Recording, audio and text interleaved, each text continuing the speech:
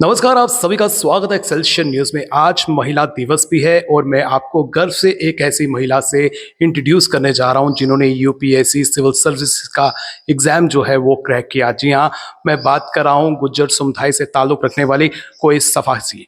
बहुत-बहुत स्वागत है आपका और ढेर सारी शुभकामनाएँ। Thank you so much. तो दर्शकों की जानकारी के लिए मैं बता दूं कि ये पेशे से डॉक्टर हैं और इन्होंने सेकंड अटेम्प्ट में जो है सिविल सर्विसेज का एग्जाम जो है वो क्लियर किया है, क्वालिफाई किया है। तो जिस तरह से आप डॉक्टर भी हैं, तो कैसे आपके माइंड में आया कि आपको सिविल सर्विसेज में जाना चाहिए? जी। अ, ये वैसे सिविल सर्विसेज़ का जो डिसीज़न था वो मुझे हमेशा से ही उसकी तरफ अट्रैक्शन था कि मुझे सिविल सर्विसेज़ में जाना चाहिए। बट पहले उतना गाइडेंस नहीं था स्कूल टाइम पे और उतना पता नहीं था क्या इनका रहता है, मतलब क्या काम होता है, क्या होता है, बस सुना था इसके बारे में। फिर मैं नेचुरली अपने इंटरेस्ट्स को परस्यू करके मैं मेडिकल में चली गई। लेकिन जब मैं उसमें थी तब मैंने फिर से रीथिंक किया कि मुझे जाना चाहिए या नहीं जाना चाहिए। तो फिर मुझे लगा कि नहीं, मुझे 1 या 2 बार ट्राई तो देना चाहिए सिविल सर्विसेज़ का, क्योंकि मेरा बचपन का ड्रीम था, तो फिर नेचुरली मैं उसमें चली गई। सब्जेक्ट्स की बात करें तो क्या सब्जेक्ट्स जो है आपने लिए थे? जी, सिविल सर्विसेज़ में ऑप्शनल मेरा मेडिकल साइंस ही था, मेरा जो ग्रेजुएशन सब्जेक्ट था। तो जिस तरह से तैयारी की बात करें तो कहते हैं कि काफ़ी जो है हमें टाइम स्पेंड करना पड़ता है और जिस तरह से आप एक प्रोफेशनल लाइफ में थी, कितना डिफ़िकल्ट था? कैसे जो है आपने मैनेज किया? जी। मेरा एमबीबीएस के बाद मैं फुल टाइम ही प्रिपेयर कर रही थी। मुझे लगा कि पहले मुझे फुल टाइम प्रिपेयर करना चाहिए। अगर इन केस मेरा नहीं होता है तो फिर मैं कुछ जॉब करूँगी और साइड बाय साइड अपना प्रिपरेशन जारी रखूँगी। तो अल्हम्दुलिल्लाह मेरा जब मैं फुल टाइम प्रिपेयर कर रही थी उसमें ही मेरा हो गया, तो मुझे टाइम का इतना इश्यू नहीं आया। जैसे कि आपका सेकंड अटेम्प्ट था, फर्स्ट अटेम्प्ट में आपने कोशिश की लेकिन सफलता नहीं मिली, तो कहीं न कहीं माइंड में आता है कि चलो ट्राई करते हैं, अगर हो गया तो अच्छी बात है, नहीं हुआ तो डॉक्टर तो हैं ही हैं।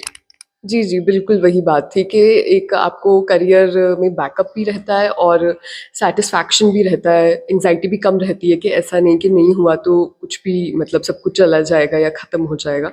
तो वो एक लेवल ऑफ मतलब एंग्ज़ायटी आप में डेवलप नहीं हो पाता। जैसे कि अभी आपने 763 रैंक जो है हासिल किया है, क्या आप इससे सैटिस्फाई हैं या फिर आने वाले सालों में आप दोबारा से जो है ट्राई करेंगी ताकि आपका रैंक जो है बेहतर हो सके? जी। अभी जैसे कि मैंने आपको बताया मेरा सेकंड ही अटेम्प्ट था। इनफैक्ट फर्स्ट अटेम्प्ट मैंने बहुत मतलब ऐसे ही दिया था ट्रायल बेसिस पे जस्ट ग्रेजुएशन के बाद ही। तो फर्स्ट ही मान लीजिए आप, और उसमें ही मुझे रैंक हासिल हो गया, तो I am more than relieved अल्हम्दुलिल्लाह कि मेरा नाम लिस्ट में आ गया। अभी आगे का तो देखते हैं, उतना कुछ डिसाइड नहीं किया, लेट्स सी। रिएक्शन की बात करें तो क्या रिएक्शन थी जब रिजल्ट डिक्लेयर हुआ, तो उस समय क्या रिएक्शन थी आपकी और आपके पेरेंट्स की? जी। जब रिज़ल्ट डिक्लेयर हुआ तो मैं घर पे नहीं थी, मैं लाइब्रेरी में थी। तो मुझे काफ़ी एंग्ज़ायटी होती है, तो मैं थोड़ा अलग रहना ही पसंद कर रही थी तब, ताकि बाकियों को अचानक से पता ना चले। तो तब मैंने वहीं पे देखा रिज़ल्ट, फिर मैं घर आई, घर पे मेरी मदर और सिस्टर थे, फिर मैंने उनको बताया, तो वो भी बहुत खुश हो गए, बहुत ही इमोशनल मोमेंट था। फिर मैंने फ़ादर को भी कॉल किया, तो it was a very emotional moment. तो जैसे कि आप गुज्जर समुदाय से बिलॉन्ग करती हैं, तो क्या लगता है कितनी प्रेरणा जो है युवतियों को मिलेंगी जो आपकी कम्युनिटी को बिलॉन्ग करती हैं? जी।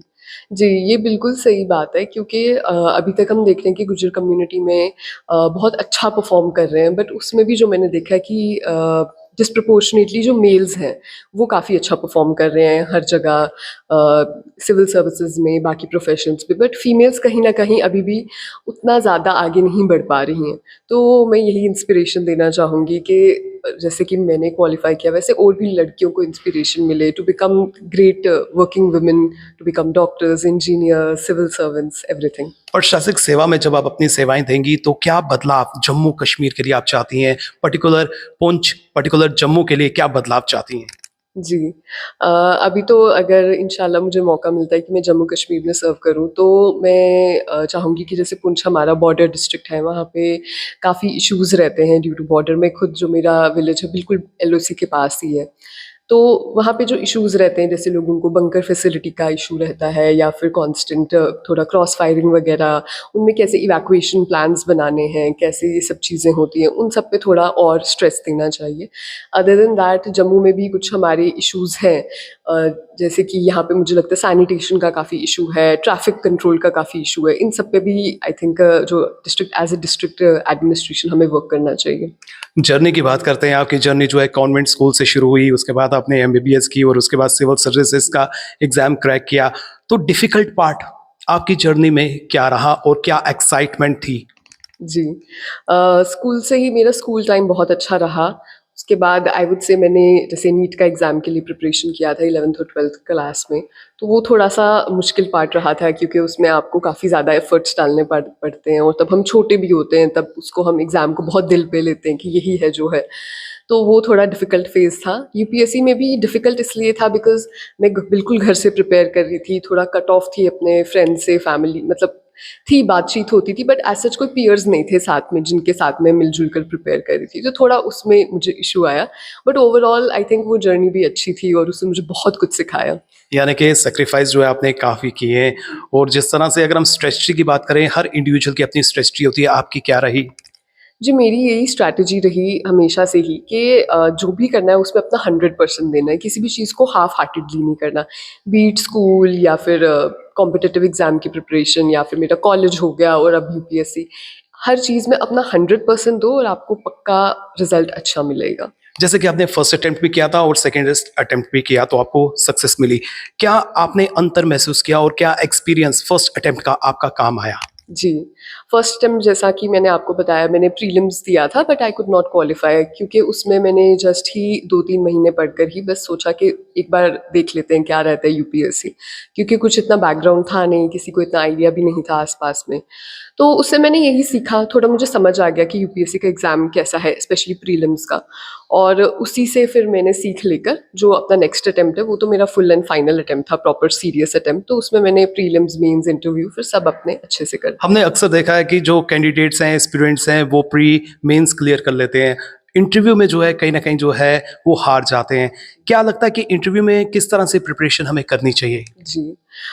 इंटरव्यू की प्रिपरेशन भी थोड़ी हमारी डैफ बेस्ड होती है, जैसे कि जिसमें हमारी जो डेमोग्राफिक डिटेल्स हैं, आपके पेरेंट्स का प्रोफ़ेशन हो गया, आप कहाँ से बिलॉन्ग करते हैं, आपका बैकग्राउंड, ऑप्शनल, इन सब पे प्रिपरेशन रहता है और साथ ही साथ करंट अफ़ेयर्स का अच्छा नॉलेज होना चाहिए।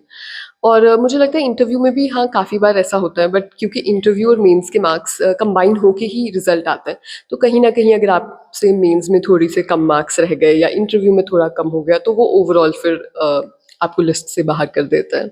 जब एस्पिरेंट्स तैयारी करता है इन एग्ज़ाम्स के लिए तो क्या चीज़ों की तरफ जो है उसको फ़ोकस रहना चाहिए? जी। पहली बात तो मुझे लगता है कि सबसे पहले जैसे मैंने पहले भी बताया है कि आपको अगर एग्ज़ाम आपने देना है यूपीएससी का तो आपको उस पे बहुत ज़्यादा फ़ोकस्ड रहना चाहिए। इधर-उधर बहुत सारे एग्ज़ाम्स के बारे में नहीं सोचना चाहिए एटलीस्ट 1-2 अटेम्प्ट के लिए। और सेकेंडली आपको अपने रिसोर्सेज़ बिल्कुल लिमिट करने चाहिए और उनको मल्टीपल बार उन्हीं को रिविज़न करना चाहिए। और सबसे मुश्किल होता है एक ही चीज़ को बार-बार पढ़ना। हम न्यू चीज़ पढ़ने में हमें इंटरेस्ट आता है बट यूपीएससी में आपको यही करना है कि जो आपने सेम चीज़ पढ़ी है, उसी को आपको बार-बार पढ़ना है। तो वहाँ पे काफ़ी एस्पिरेंट्स बोर हो जाते हैं। वो चीज़ आपको याद रखनी चाहिए। हम किसी भी एग्ज़ाम की जब तैयारी करते हैं तो कहीं न कहीं डिप्रेशन का सामना करना पड़ता है। कई बार हम डीमोटिवेट हो जाते हैं। तो किस तरह से जो है हम फिर से मोटिवेट हो सकते हैं? किस तरह से इस डिप्रेशन से हम बाहर आ सकते हैं? जी। Mental health being a doctor मैं भी जानती हूँ कि मेंटल हेल्थ इश्यूज़ आजकल बहुत हैं, स्पेशली एग्ज़ाम प्रेशर्स जो इतने सारे हैं। उसमें मुझे लगता है कि सबसे पहले पेरेंट्स को बहुत ज़्यादा प्रेशराइज़ नहीं करना चाहिए अपने बच्चों को। अगर आपका बच्चा करना चाहता है खुद से, तो ही उनको करना चाहिए खुद। किसी और के कहने पे आप यूपीएससी जैसे एग्ज़ाम नहीं कर सकते बिकॉज़ उसमें बहुत बार आप हार मान जाओगे और तब आपका जो खुद का इंटरनल मोटिवेशन है, वही आपको वापस मतलब आप बैक टू स्टडीज़ तभी आ सकते हो अगर आपका खुद का अंदर का मोटिवेशन है। और डिप्रेशन से बचने के लिए आई थिंक थोड़ा-सा आपको ब्रेक्स लेनी चाहिए। थोड़ा आपका मॉरल सपोर्ट होना चाहिए पेरेंट्स का, फैमिली, फ्रेंड्स इन सब का और बिल्कुल कट ऑफ नहीं होना चाहिए सोसाइटी से। थोड़ा-सा फैमिली फंक्शंस हो गए और बाकी कुछ-कुछ थोड़ा-सा आप ट्रैवल करें, ब्रेक्स लें, वीकेंड पे थोड़ा घूमने जाएँ, ये सबसे आपका माइंड अच्छा रहेगा। मतलब रिफ्रेश होना चाहिए। तो ड्रीम की बात करते हैं, ये सिविल सर्विसेज़ का ड्रीम आपका था, पेरेंट्स का था या डॉक्टर का जो है वो आपका था, पेरेंट्स का था? जी। डॉक्टर का तो मैं कहूँगी मेरे पेरेंट्स का ही ड्रीम था। मुझे पहले उतना नहीं था बट जब मैं मेडिकल में गई तो I really liked the profession और पूरा स्टडीज़ जिसकी वज़ह से मैंने उसी को अपना ऑप्शनल रखा and I was more than happy to pursue it later in case मेरा सिविल सर्विसेज़ में नहीं होता। लेकिन यूपीएससी का ड्रीम आई वुड से कि मेरे जो दादा-अबू थे वो भी चाहते थे और मेरे फादर, मदर वो भी चाहते थे कहीं न कहीं पहले कि मैं यूपीएससी क्रैक करूँ और अल्हम्दुलिल्लाह by the grace of God मैंने उनका सपना पूरा करा और उनसे ज़्यादा बाद में ये मेरा सपना बन चुका था। फ़ील्ड की बात करते हैं, क्या फ़ील्ड की बात करें पर्टिकुलर तो क्या प्रेफ़रेंस है आपकी? हालाँकि वो डिसीज़न जो है वो तो लिया जाएगा बाद में, लेकिन प्रेफ़रेंस की बात करें, आपकी क्या प्रेफ़रेंस है? जी। मेरी मेन जो प्रेफ़रेंस है इंडियन एडमिनिस्ट्रेटिव सर्विसेज़ है, उसके बाद मैंने इंडियन फॉरेन सर्विसेज़ और फिर उसके बाद police services and then revenue services, so on मैंने ऐसे प्रेफ़रेंस भरा है। चलिए जी, हमारी ढेर सारी शुभकामनाएँ आपके साथ हैं, लेकिन आखिर में क्या मैसेज अपनी कम्युनिटी के लिए, जम्मू कश्मीर के लिए और उन एस्पिरेंट्स के लिए जिन्हें सक्सेस नहीं मिली है? जी। सबके लिए मेरा यही मैसेज है कि हार्ड वर्क का कोई तोड़ नहीं है, आपने अपना 100% देना है, आप किसी भी एग्ज़ाम की तैयारी करें, नीट की करें, जेईई की करें, सिविल सर्विसेज़ की करें और जितना हो सके आपने अपने आप को भी और अपनी फैमिली को, हर किसी को थोड़ा स्ट्रेस फ्री रहने की कोशिश करनी है, बहुत ज़्यादा स्ट्रेस नहीं लेना है क्योंकि आखिरकार तो यही है कि एक एग्ज़ाम आपको डिफ़ाइन नहीं करता, आपने अपनी पूरी मेहनत देनी है, बाकी ऊपर वाले पे छोड़ देना है। और जिनका नहीं हुआ उनके लिए मेरा यही मैसेज है कि अगर आपको लगता है आपको कुछ जॉब लेना चाहिए तो आप ले लीजिए, थोड़ा-सा बैकअप रहता है, फाइनेंशियल सिक्योरिटी रहती है। अदरवाइज़ आपको लग रहा है कि अभी आपको इतना कुछ प्रेशर नहीं है, तो आपको फिर से प्रिपेयर करना चाहिए, अगर आप चाहते हैं कि आप क्रैक करें, अगर आपका पूरा-पूरा मन है। बहुत-बहुत शुक्रिया, आपने हमें समय दिया। जी हाँ, अगर आप भी इस तरह का एग्ज़ाम क्रैक करना चाहते हैं, तो आपको हार्ड वर्क भी करना है, स्मार्ट वर्क भी करना है, अपने आत्मविश्वास को भी जगाना है और जो गलतियाँ आपसे हो रही हैं, उन गलतियों से आपको सीखना है कि कहाँ जो है आपसे चूक हो रही है। कामयाबी जो है ज़रूर मिलेगी, लेकिन अगर हम फ़ोकस रहेंगे और साथ ही साथ में अपने माइंड को रिफ्रेश रखेंगे। फिलहाल नितिन कनोत्रा और मुझे यानी कि रितेश गुप्ता को दीजिए इजाज़त। नमस्कार।